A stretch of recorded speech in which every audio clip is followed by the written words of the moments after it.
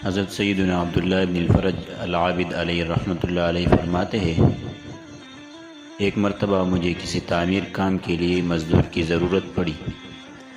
میں بازار آیا اور کسی ایسے مزدور کو تلاش کرنے لگا جو میرے خواہش کے مطابق ہو۔ یکایک میری نظر ایک نوجوان پر پڑی جو سب سے آخر میں بیٹھا ہوا تھا۔ چہرہ شرافت و عبادت کی نور سے چمک رہا تھا۔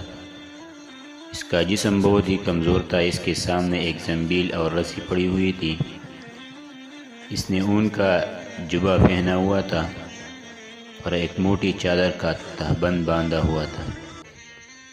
میں اس کے پاس آیا اور پوچھا، اے نوجوان، کیا تم مزدوری کرو گے؟ کہنے لگا، جی ہاں۔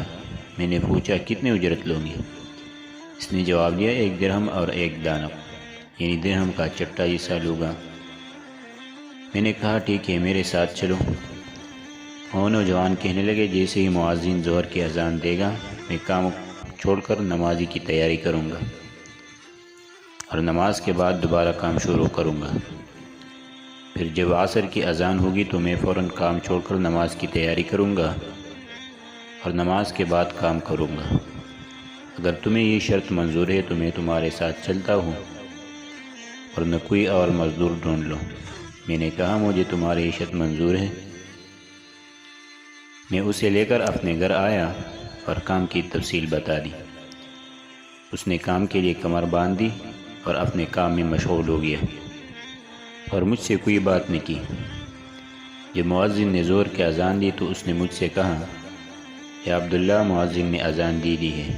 میں نے کہا، آپ جائیے اور نماز کی تیاری کیجیے۔ نماز سے فراغت کے بعد وہ عظیم نوجوان دوبارہ اپنے کام میں مشغول ہو گیا اور بڑی دیانتداری سے احسن انداز میں کام کرنے لگا۔ عصر کی اذان ہوتے ہی اس نے مجھ سے کہا، اے عبداللہ، مؤذن اذان دے چکا۔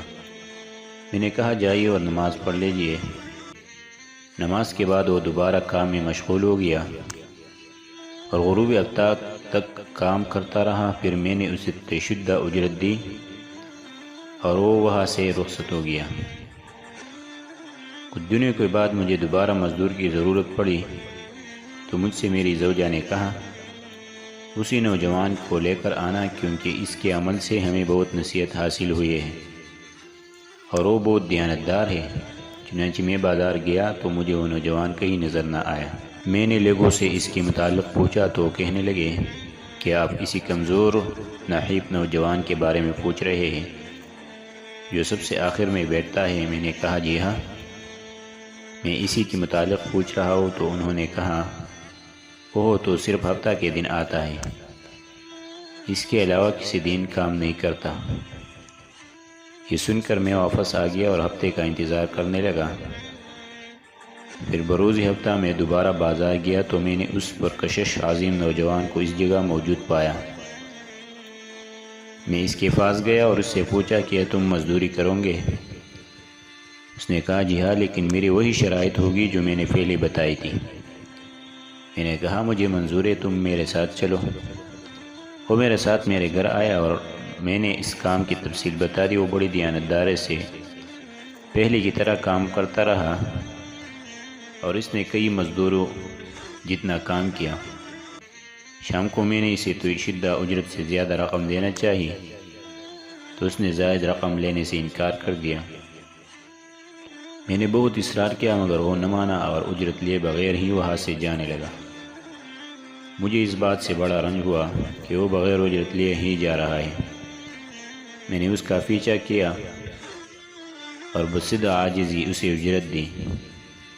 اس نے زائد رقم واپس کر دی اور طے شدہ مزدوری لے کر وہاں سے روانہ ہو گیا۔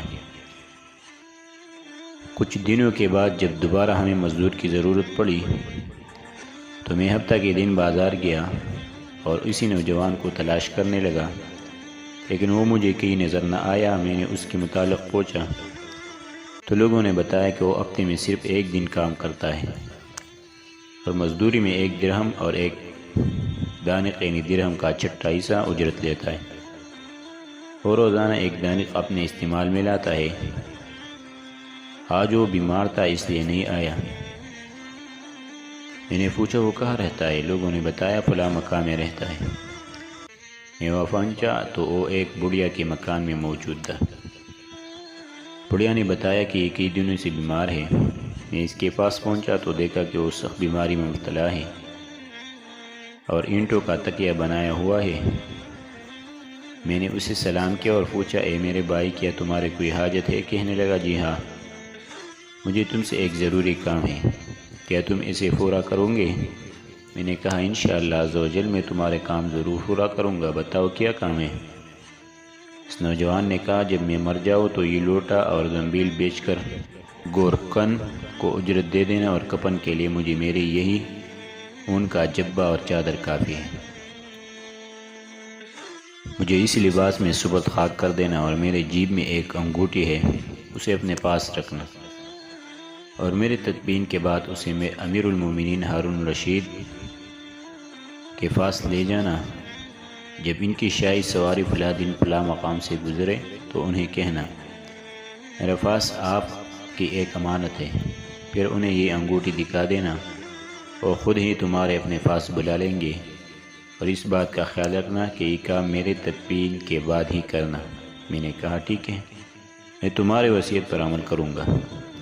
پھر اس عظیم نوجوان کی روح واپسی انصری سے پرواز کر گئی۔ مجھے اس کی موت کا بہت دکھ ہوا۔ بہرحال میں نے اس کی وصیت کے مطابق اس کی تجہیز تکفین کی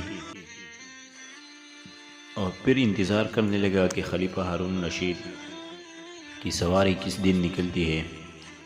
جب وہ دن آیا تو میں راستے میں بیٹھ گیا۔ امیر المومنین جاؤ جلال کے عالم میں ہزاروں شہ سواروں کے ساتھ بڑی شان و شوکت سے چلے آ رہے تھے۔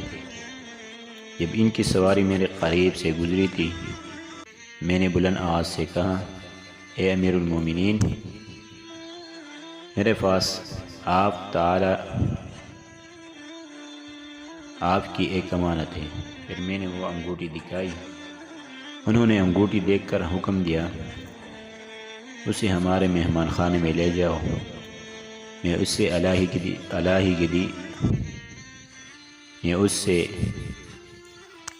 علیحدگی میں گفتگو کروں گا۔ چنانچہ مجھے محل میں پہنچا دیا گیا۔ جب خلیفہ ہارون الرشید علیہ رحمت کی واپسی ہوئی تو انہوں نے مجھے اپنے پاس بلایا اور باقی تمام لوگوں کو باہر جانے کا حکم دیا۔ پھر مجھ سے پوچھا تم کون ہو؟ میں نے کہا میرا نام عبداللہ ابن فرج ہے۔ انہوں نے پوچھا تمہارے پاس یہ انگوٹھی کہاں سے آئی؟ میں نے اس عظیم نوجوان کا سارا واقعہ خلیفہ ہارون کو سنا دیا۔ یہ سن کر وہ اس قدر روئے کہ مجھے ان پر ترس آنے لگا۔ پھر جب وہ میری طرف متوجہ ہوئے تو میں نے ان سے پوچھا اے امیر المومنین، اس نوجوان سے آپ کا کیا رشتہ تھا؟ آپ نے فرمایا وہ میرا بیٹا تھا۔ میں نے پوچھا اس کی یہ حالت کیسی ہوئی؟ آپ نے فرمایا وہ مجھے خلافت ملنے سے پہلے پیدا ہوا تھا۔ ہم نے اس کی خوب نیک ماحول میں پرورش کی اور اس نے قرآن کا علم سیکھا۔ پھر جب مجھے خلافت کی ذمہ داری سونپی گئی تو اس نے مجھے چھوڑ دیا اور میرے دنیاوی دولت سے کوئی فائدہ حاصل نہ کیا۔ یہ اپنی ماں کا بہت فرمان بردار تھا۔ میں نے اس کی ماں کو ایک انگوٹھی دی جس میں بہت قیمتی یاقوت تھا اور اس سے کہا یہ میرے بیٹے کو دے تاکہ بوقت ضرورت اسے بیچ کر اپنی حاجت پوری کر سکے۔ اس کے بعد وہ ہمیں چھوڑ کر چلا گیا اور ہمیں اس کے متعلق بالکل معلومات نہ مل سکے۔